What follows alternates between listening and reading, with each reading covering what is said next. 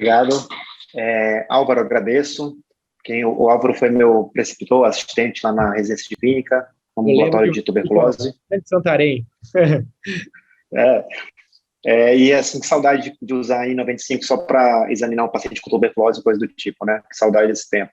Que saudade. Então, eu faço das palavras do Álvaro as minhas, e eu acho que a gente tem que levar em consideração que a gente melhorou muito em termos de ciência, em termos de profissionais mesmo, né, nesse 1 ano e pouco de pandemia, e o quanto a gente, tentando olhar para trás, pensando o quanto de coisa a gente estava fazendo ou por complacência de evidência ou mesmo por opinião de especialista, e hoje a gente faz fundamentado nas melhores evidências disponíveis e num alto grau de nível de recomendações e tal, mas a gente também não pode ficar satisfeito de como a gente percebe que tanto a sociedade e também os profissionais da saúde, em especial os médicos, têm uma racionalidade muito abaixo do que a gente espera e não tem um nível de entendimento de ciência razoável.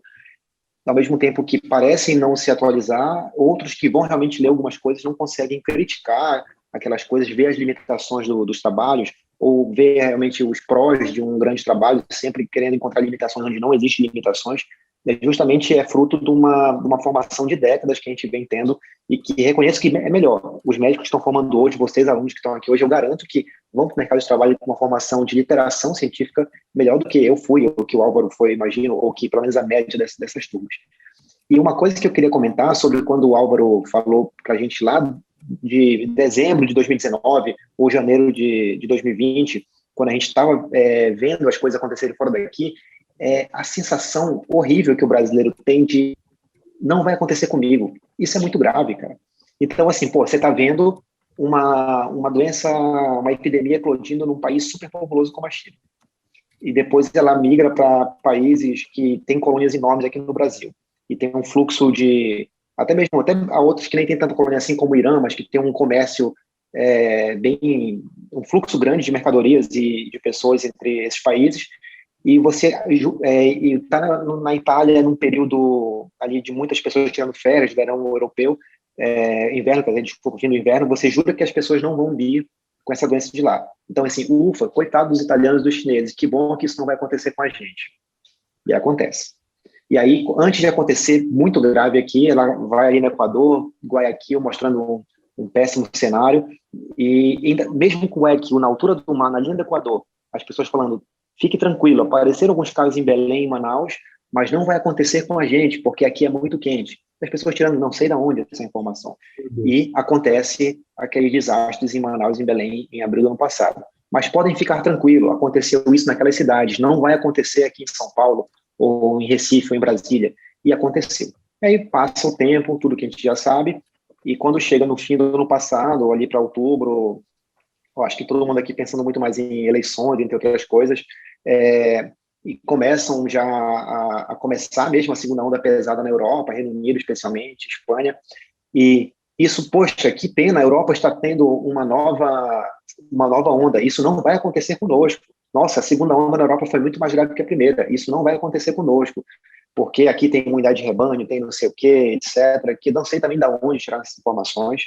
E quando acontece de novo, foi a mesmíssima história. Aconteceu em Manaus, aquela calamidade pública. Aconteceu depois aqui na minha cidade, aqui na minha região, no oeste do Pará, e as pessoas, você via isso tanto nas redes sociais, na própria televisão, de um jeito assim, poxa, que pena, veja o drama dessas pessoas, mas ainda bem que não vai acontecer conosco. E agora, quando ela agride forte o sudeste, o sul do país, a gente sabe, cara, isso estava escrito, isso aqui era óbvio, só que a gente não tomou as providências que deveriam.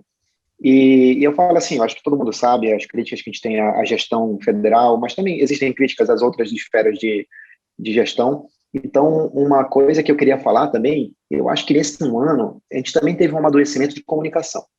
Então, eu não me vejo mais hoje, até assumindo essa posição de influenciador ou de comunicador que a gente acaba tendo agora, de ter um posicionamento punitivista. Então, assim, se você realmente, você não é a pior pessoa do mundo se você decidir tomar uma cerveja com teu amigo. Mas você tem que escolher tomar essa cerveja num lugar que vocês tenham reservado poucas pessoas, ou vocês 2 ou 3, 4 pessoas, num lugar amplo, com uma boa ventilação, mantendo o distanciamento, meu querido, meu camarada, senta ali que eu sento aqui. E pronto. Você não é a pior pessoa do mundo. E, claro, sabendo que se você abriu mão da tua segurança, você não deve tentar visitar outras pessoas ou ficar em ambientes mais perigosos. E, claro, sempre usar máscara, etc. Então, quando você faz a redução de riscos, talvez seja mais fácil você chegar a, a um amplo conhecimento, uma ampla discussão, sem aquela coisa. Porque se é uma coisa tão punitivista, então, assim, poxa, eu não vou nem chamar o João para tomar uma cerveja que eu sei que ele não vai querer. Quer saber? Eu vou para aquela festa clandestina escondido. Porque se souberem que eu chamei alguém, o Álvaro vai me criticar, o Álvaro vai me cancelar lá no Instagram e etc. Então, esse comportamento punitivista, ele gera esse posicionamento quase que automático de fazer o ilícito do ser humano. E aí, enquanto a gente discute isso, que, veja assim, o que é mais perigoso? 1.000 jovens num sábado, sei lá quanto tempo, qual a frequência que eles fazem isso, numa festa, ou milhões de pais de família todo santo dia no metrô, apertadíssimo, sem máscara, tendo que correr para botar comida dentro de casa. Então, quando a gente joga esse punitivismo e bota a culpa nas festas clandestinas, que, claro, são horríveis, são péssimos exemplos e tudo mais, do que o jogador de futebol jogar um cassino no fim de semana escondido com 300 pessoas, é claro que isso é péssimo, mas a gente esconde o que realmente tem mais efetividade para a propagação do vírus, que são milhões de pessoas todo dia nos transportes públicos amontoados, sem máscara adequada, etc. Então, se a gente adotasse política de redução de danos, talvez a gente conseguisse enxergar mais onde é custo eficaz você modificar a vida das pessoas. Um auxílio emergencial bem dado, um amparo financeiro bem dado para uma família, custa muito mais barato do que um dia de um paciente internado numa UTI. A média de gastos, isso está no DataSUS, para 2020, de um paciente num leito de UTI do SUS por Covid, é de R$ 2.200. Isso eu estou falando da média, porque, claro, vai ter pacientes que vão estar só com catéter de O2, fazendo uma VNI, tomando antibiótico no espectro mais reservado, e vai ter gente que vai estar na ECMO, vai estar tomando colistina, vancomicina, fazendo diálise, que vai custar R$ 10.000 um dia. Então, um dia, uma internação que você bota aí em média 21 dias, você paga, às vezes, o auxílio emergencial de um bairro, ou coisa assim. Então, faltou essa gestão, esse investimento. E uma outra coisa para finalizar, Álvaro, você que é infectologista, os infectos sempre tiveram esse cuidado do isolamento intra-hospitalar dos pacientes, dos comunicantes, dos casos. Poxa, aquele paciente do João na enfermaria da Real Matos teve contato com alguém de TB aqui no pronto-socorro, então vamos isolar esse cara até sair o resultado de TB dele, dos carros, etc. Sempre teve esse cuidado. E o que a gente vê nessa situação do colapso do sistema de saúde é que é tão absurda a coisa, tão estancando o sangramento enquanto outra coisa está ali acontecendo, que você chega um paciente infartado. Então, ele chega com uma dor precordial, vai ser atendido, vai fazer toda a rotina, e, claro, não vai ter a vaga de TI para ele, etc. Enquanto ele está fazendo essas coisas, ele ficou no pronto-socorro ali no saguão, em contato com outros caras, que são comunicantes de um outro cara com Covid que apareceu na outra unidade e foi transferido, e etc. Foi fazer o exame junto e pegou, não importa. E aí, quando você vê, daqui a 3 dias, o cara infartado está lá na UTI, conseguiu uma vaga, e alguém avisa: doutor João, chegou aqui o SWAB do seu paciente, veio positivo. E nesse período, o cara já passou para toda a UTI.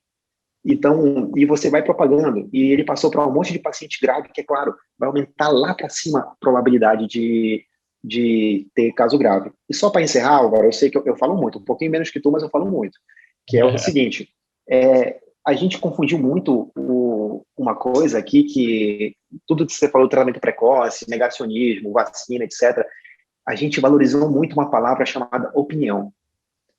Tem momentos que opinião não importa muito, não. Opinião é se eu gosto do sorvete de pistache da Batilate e o Álvaro gosta de chocolate. Isso é opinião. Eu falar, pô, o pistache é melhor.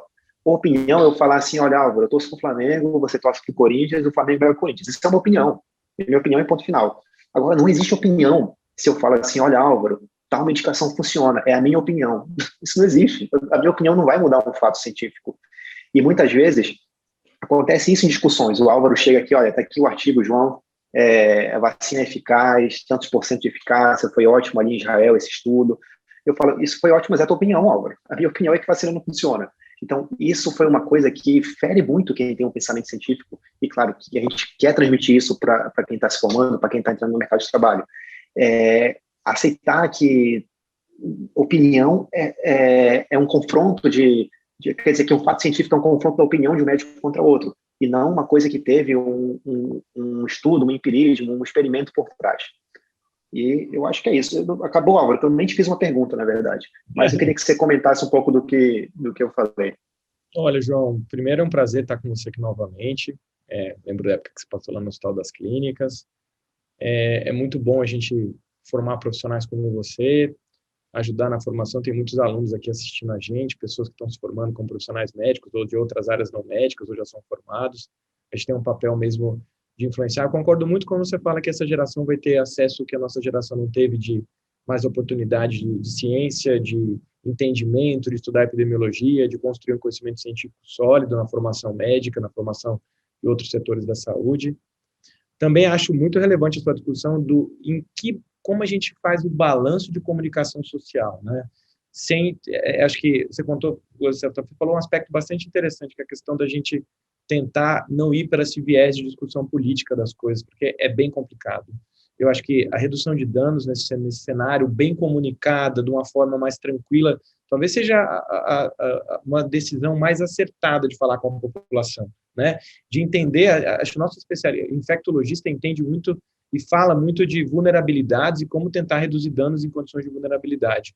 Então, acho que está faltando um pouco desse balanço nosso, talvez até, por isso que é tão importante terem pessoas de comunicação social aqui, da gente conseguir traduzir por o que você falou. Olha, cara, você não é o vilão da história se você fizer uma coisa, mas vamos tentar ir por um lado nesse momento, porque a situação está desse jeito e é verdade, está muito crítica. Então, acho que esse grau de comunicação que a gente pediu, o balanço dessa comunicação, a gente precisa ter mesmo, né? De falar de um jeito um pouco, já que está esse caldeirão de opiniões, essa situação muito tensa do ponto de vista que envolve essa doença, político, de coordenação, de individual, das pessoas entenderem, eu acho que precisa ter. Eu acho que essa sua sugestão é muito interessante. Eu acho que a gente precisa ir por esse lado mesmo. Acho que também essa discussão de ciência, de opinião, também é muito relevante a gente falar sobre isso, né? E eu acho que, sabe, João, eu só acho que a gente precisa ser mais tranquilo mesmo, os profissionais, na discussão entre um com o outro e entender a opinião de cada um, colocar de uma forma tranquila e juntos chegar num planejamento para o paciente que seja adequado, porque realmente algumas coisas que a gente está vendo é complicado mesmo a gente não tentar entender o princípio e conversar com as pessoas de uma forma tranquila. E a gente está com muita dificuldade de falar com um profissional, colega médico nesse momento, porque é uma situação de muita tensão que a gente está vivendo, né? Essa discussão de tratamento, de não e tudo isso. Mas fiquei super orgulhoso do seu discurso, acho que é bem por aí mesmo. Acho que é muito legal ter profissionais aí que consigam. Eu acompanho você e vejo as suas opiniões, acho que é fundamental tudo que você está fazendo aí também nas suas redes sociais. Parabéns.